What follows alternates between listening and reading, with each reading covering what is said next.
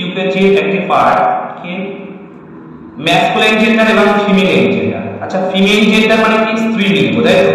আর masculine মানে কি পুংলিঙ্গ, যেটা কি ছেলেদের বলা হয় পুংলিঙ্গ আর মেয়েদের বলা হয় কি স্ত্রীলিঙ্গ, ঠিক আছে? তাই ম্যাসকুলাইন মানে কি যেটা মেল, মেলকে বলা হয় ম্যাসকুলাইন, আর ফিমেল মানে কি ফিমেনাইন, ঠিক আছে? উচ্চারণটা এরকম হবে ফিমেনাইন। ফিমেনাইন মানে কি ফিমেলদের বলা হয়, ঠিক আছে? তো আমি শুরু করছি।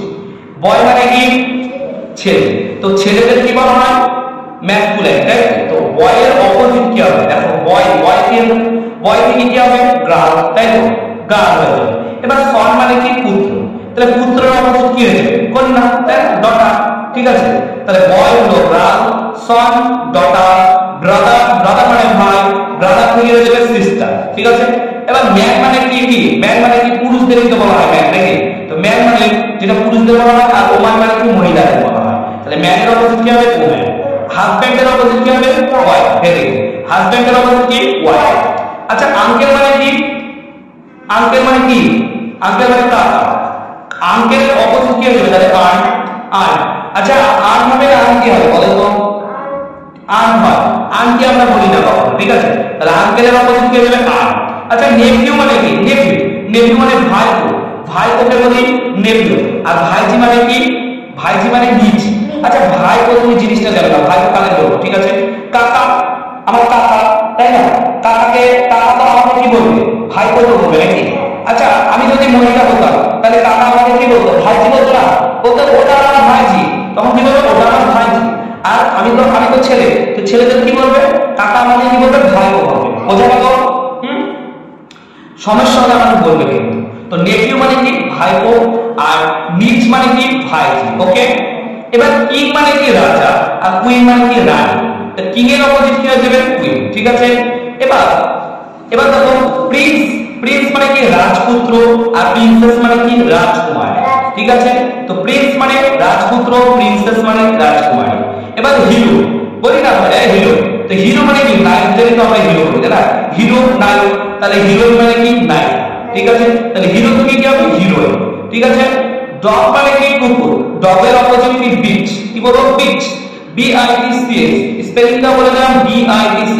তাহলে ডগ থেকে কি হবে বিটস হয়ে যাবে, ওকে? এবার বলছি বুল। আচ্ছা বুল মানে কি ষাঁড়, তাহলে ষাঁড়ের অপোজিট কি হয়ে যাবে কাউ, কেন? আচ্ছা বুল মানে কি ষাঁড়টা কি ছেলে বোঝাচ্ছে না মেয়ে বোঝাচ্ছে, এ তো ম্যান বোঝাচ্ছে, মেল। ষাঁড় তো ষাঁড় কি ষাঁড় বলে না, ষাঁড় ছেলেদের বলা হয় ছেলে গরু যেটা বলি না ছেলে, সেটাকে কিন্তু কাউ বলবো না, বুল বলবো। আর কাউ যেটা আমরা বলি না কাউ, আমরা বলি না কাউ, তো কাউ কিন্তু ওটা কিন্তু ফিমেল, ঠিক আছে? যেটা ফিমেল বোঝাচ্ছে। তো কাউ হয়ে যাবে কিন্তু মহিলা, গরুকে বলা হয় কিন্তু কাউ, ওকে? তাহলে বুল থেকে কি হবে কাউ, বুল থেকে কি হবে কাউ, বুল কাউ। এবার হর্স মানে কি ঘোড়া, তাই না? তাহলে ঘোড়া থেকে মেল, MALE মেল, ঠিক আছে? Horse male. এবার লায়ন থেকে লায়ন থেকে কি হবে লায়ন্স, ওকে? এবার ডিয়ার থেকে কি হবে ডিয়ার থেকে ডো, ঠিক আছে? ডিয়ার থেকে ডো। পিকক থেকে পিহেন,